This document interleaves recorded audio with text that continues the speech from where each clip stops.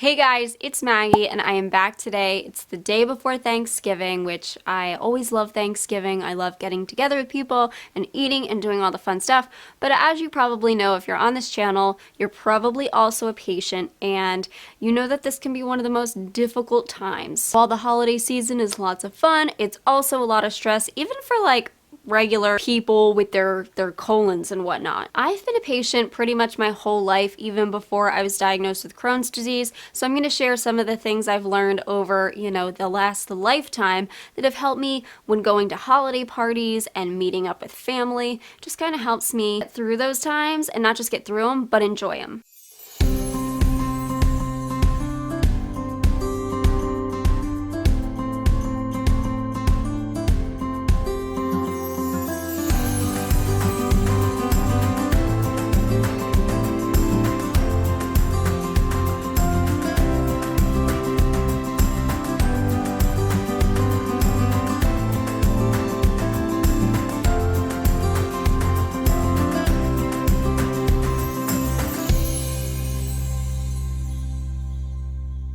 My first tip is pretty straightforward, and that is pack up supplies that even if you think you don't need, just bring them in case, because you never know. I like to plan for worst case scenarios, so I bring a lot of stuff. Especially now with my stomach being a little iffy, I like to bring as many things as possible just to make sure that I'm going to enjoy my time and I can continue enjoying my time even when things are not feeling the best. I bring a full set of ostomy supplies because I do not want a repeat of the Red Lobster incident.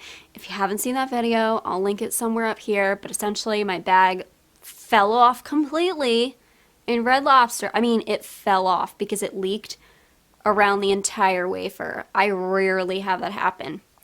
But yeah, I don't want a repeat of that in front of family and friends, so I'm going to bring all of my ostomy supplies that I need to change my bag properly. I also essentially bring a full pharmacy in my purse. I'm very fortunate that I carry a purse. I know some people do not. If you can, maybe get a backpack or some other bag and keep it in the car, even a cooler, just in case you have medicines that can't get too hot or get too cold. You can put it in a cooler and it'll stay pretty much that temperature. But if you got a headache, I got you. If Aunt Barb's knee is acting up, I got her. Tummy on the fritz, I definitely got you there. I got you there. I've got like 80 different things for that. We can handle whatever. Kidding aside, the medicine is just for me, but I go prepared because I never know how my stomach's gonna act. I never know if I'm gonna get a headache. I never know what symptom I'm gonna have, like if I'm gonna get nauseated. I bring something for pain. I bring something for nausea. I bring something for I don't know if I feel like I'm getting my GI ulcery feeling. I've got the Carafate in my bag. I just leave that in my purse now because I have left the house so many times without it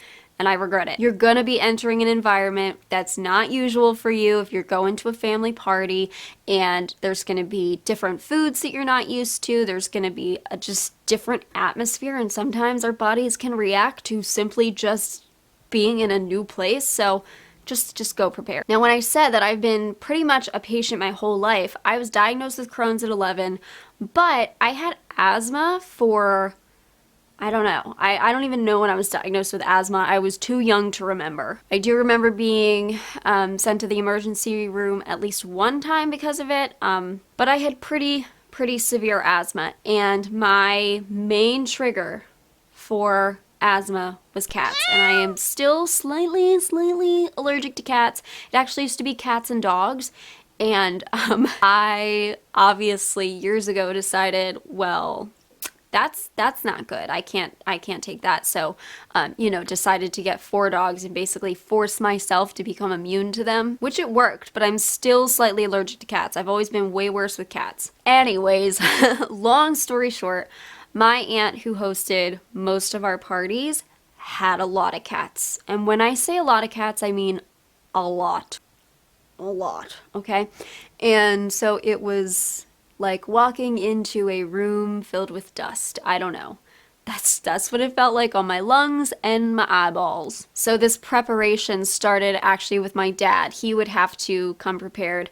I'd have to take my inhalers in the morning and make sure that they were on board, and then we would bring my nebulizer, and no doubt I would have to do it at least once while we were there. I remember going to the back room, and my cousin actually had very severe asthma too. We'd go to the back room of the house and do our nebulizers together. And I have no idea what nebulizers look like today, like the portable ones that patients go home with. But this thing was clunky. I might even still have it in our attic. It was a big clunky thing, and I had the mask, and I would do my nebulizer like that, and it would take 15 minutes or something. I remember it taking forever. But yeah, my dad would have to pack all of that stuff. He would pack extra doses in case I needed to do it more than once, and it was kind of a pain in the butt, but we always had it because I always needed it. And obviously, having a severe allergy to cats and my asthma just being triggered like crazy because of it, we would oftentimes leave early. I remember playing outside if it was warm out as much as I could to extend the time that we could stay because I just couldn't breathe. But oftentimes, especially around Christmas when it was cold here, my dad and I would have to leave early because when you can't breathe, it's not fun. P.S. I have not had an asthma attack in at least 20, 25 years, so do not worry about it. I have no idea why it went away, but yeah. So we would leave early, and that is another tip for you. Do not be afraid to leave the party early, and don't be afraid to make up an excuse that is not your illness. I don't know about you guys. I know some people are totally comfortable being like, hey, I'm gonna puke on the table if I stay. I need to go home. I'm not one of those people.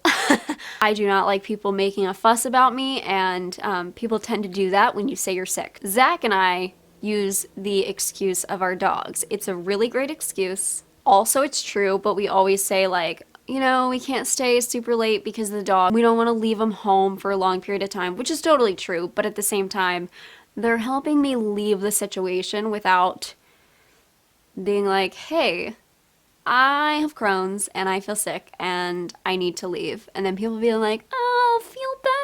Oh. I hate that.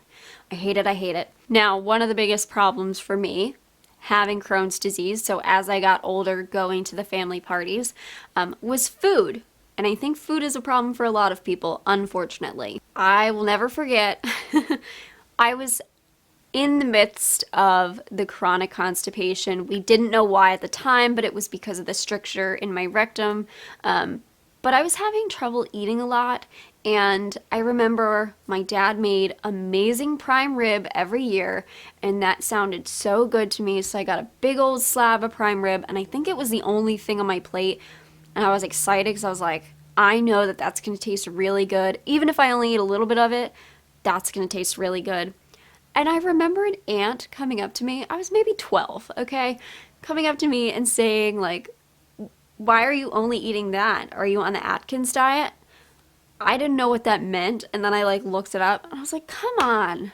So I was like, am I not eating the right foods? And I was getting all concerned. Like, no, I was pretty freaking sick at that time, and it was a miracle I was eating the prime rib, and it sucks that I still remember that to this day. So if you're like a regular old person and you feel the need to comment on what someone's eating, stop.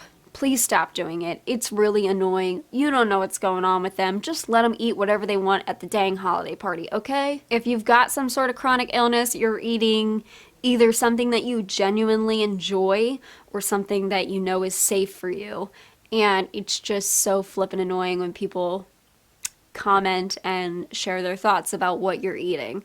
So one of the things that I do to avoid this, now that I am an adult, if you can call me that, I'm an adult, somehow I made it here. I make my own dishes that I know are safe but are to be shared with others. I know you can bring your own plate of food, but I just feel a little bit more, I don't know, I don't want to say normal, but I feel normal if I just bring a dish for everybody, but really it's for me, and like I know I can take some of that and eat it and be safe.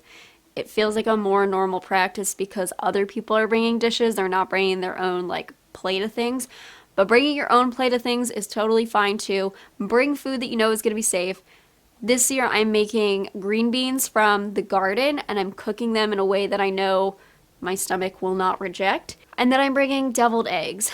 And deviled eggs, I don't know why this is. If I mix the yolk and the egg whites together, my stomach does not like it. But if I cook it separated, so like deviled egg, you got the egg whites in the half and then the yolk in the middle, it's fine. Couldn't tell you why. It's super annoying. So that is my plan for this year. And I think for another thing we're gonna do, I'm gonna make a pumpkin pie out of the pumpkins that we grew because squash has been really safe for me. So yeah, that is my plan of attack. And my last tip for you guys is to just enjoy your time.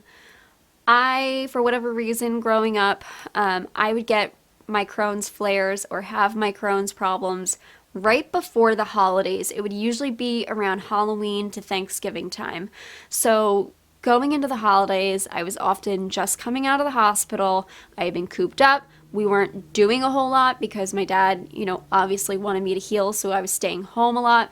But Christmas, we would go to the party, even if I was just out of the hospital, because people want to see you. They want to make sure you're alive. And I loved it. I loved getting out of the house. I would dress up as best as I could. Oftentimes I would be super thin, so my clothes would hang off of me. I could basically blow away in the wind, but whatever. I really enjoy that. I also enjoyed the cold winter air. Coming out of the hospital, I don't know what it was, the cold air. You roll down the windows in your car, or you just walk outside and it's freezing cold. Felt so good.